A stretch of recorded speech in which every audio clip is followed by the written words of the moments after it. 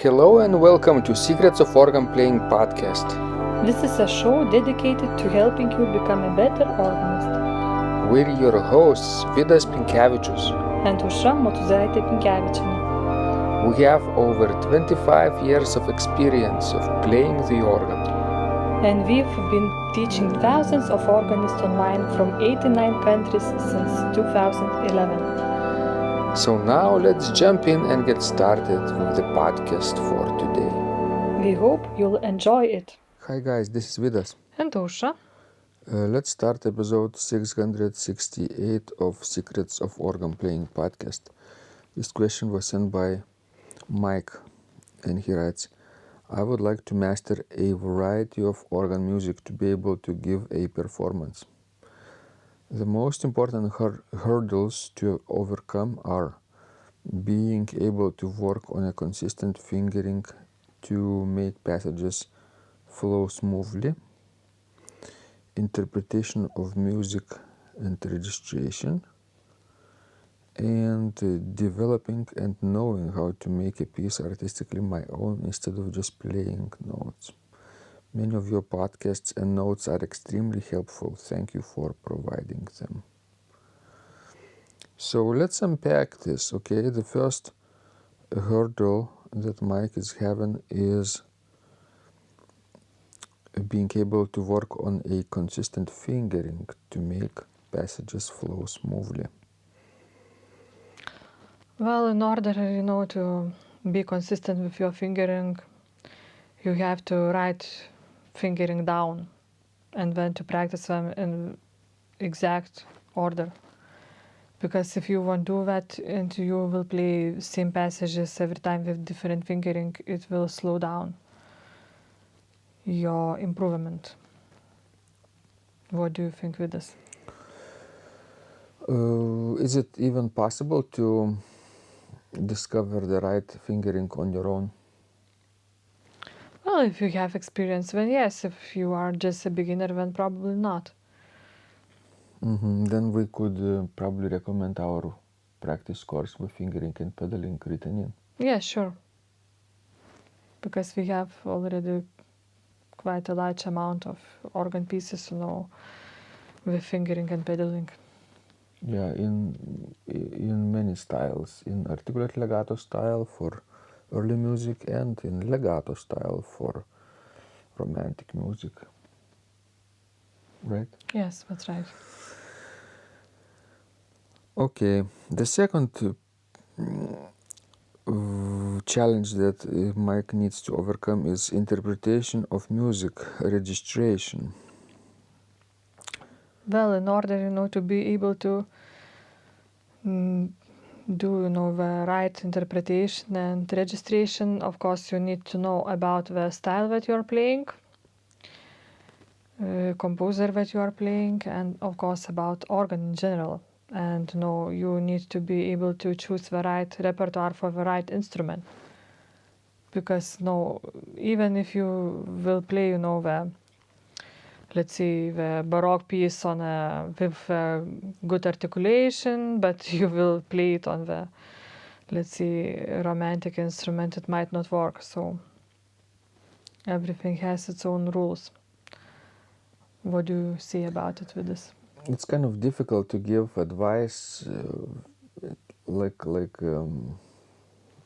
generally without knowing what he is specifically playing, right, Osha? Yes. What piece he is struggling with right now.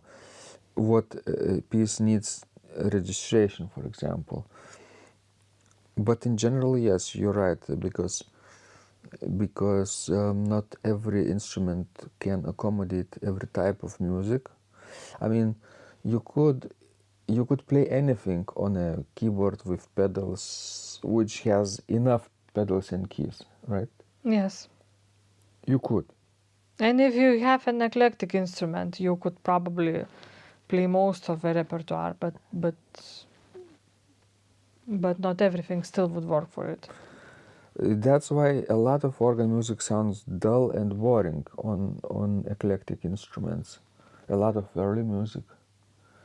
Nowadays, of course, this can be adjusted because a lot of people have virtual organs at their home, like Hauptwerk or Grandorg, so they can really choose samples that's carefully fitted for a specific piece or type of music. And then even pieces which would sound uninteresting on generic instrument are quite colorful suddenly on a very specific type of instrument that it was designed for. Yes, but not everybody has the Hauptwerk or Grandorg or whatever, this type of instrument at home, and we are mostly talking about real instruments in real environments.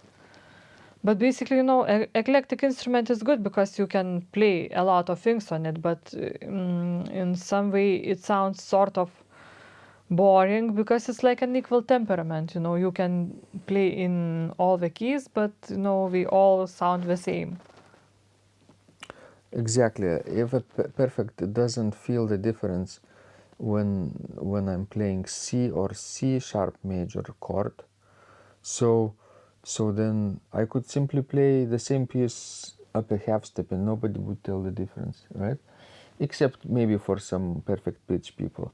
But that's not a big difference. The difference is in character. If each note is a little bit different from each other, sometimes in those unequal tunings. And the same, with the repertoire, if Right? yes.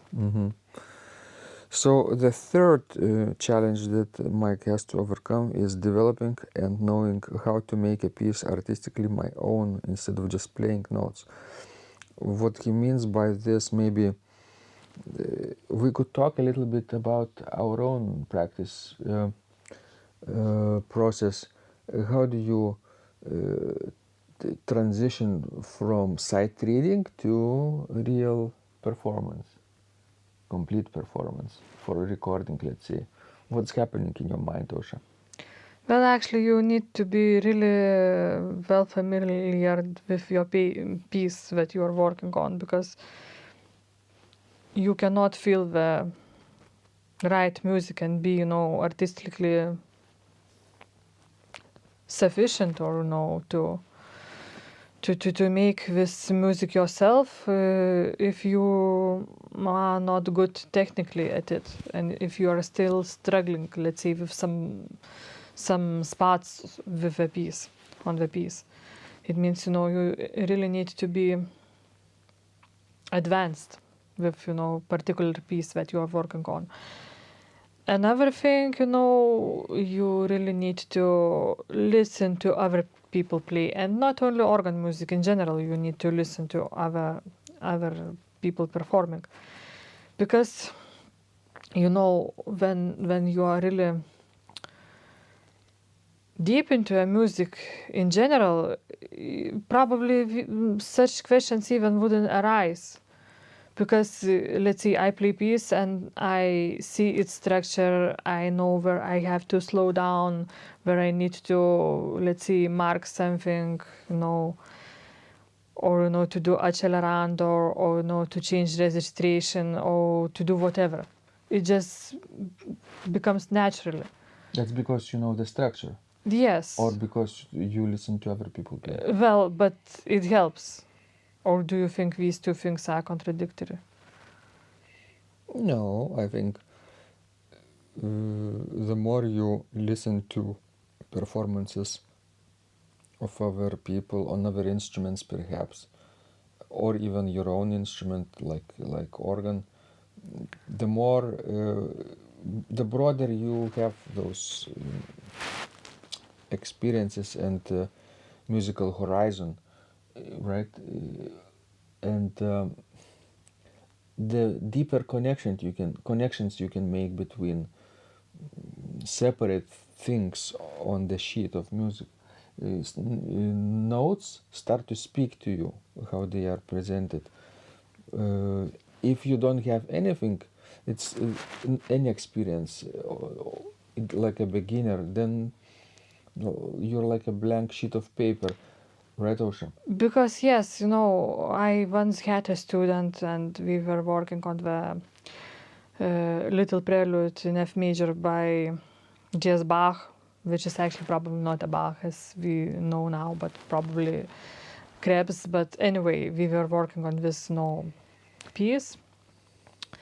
And she would just keep playing like with a metronome all the time, and do the same things all the time. And I wanted her to show, how the structure is made. And I actually marked everything in her score, where she has to slow down, which chords she has to hold longer, and all that kind of stuff.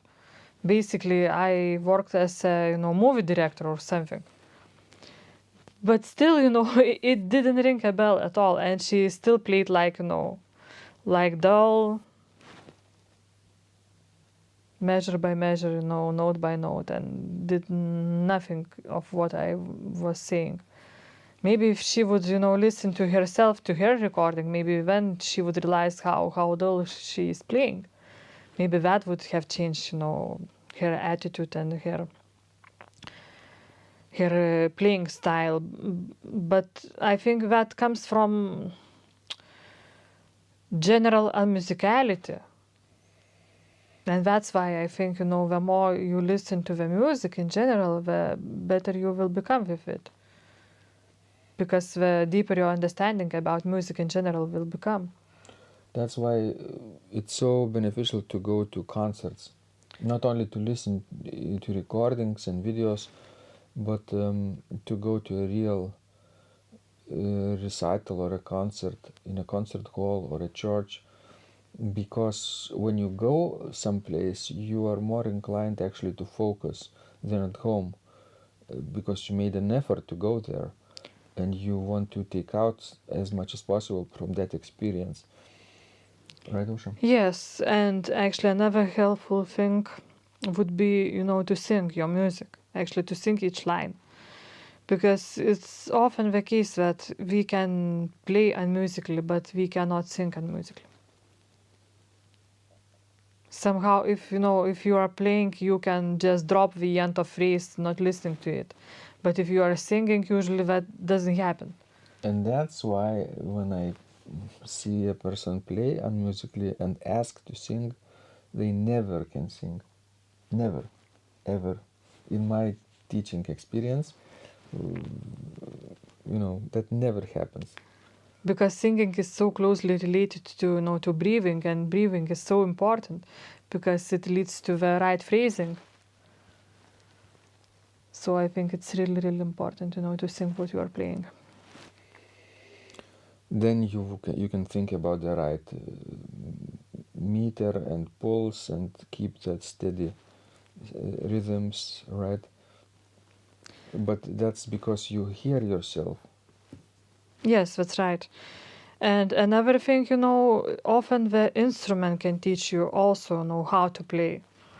And it can show you if you are taking a right tempo, if you are playing with the right fingering. Because I'm talking especially about historical instruments. Because again, we can teach you a lot about phrasing, about articulation. Right.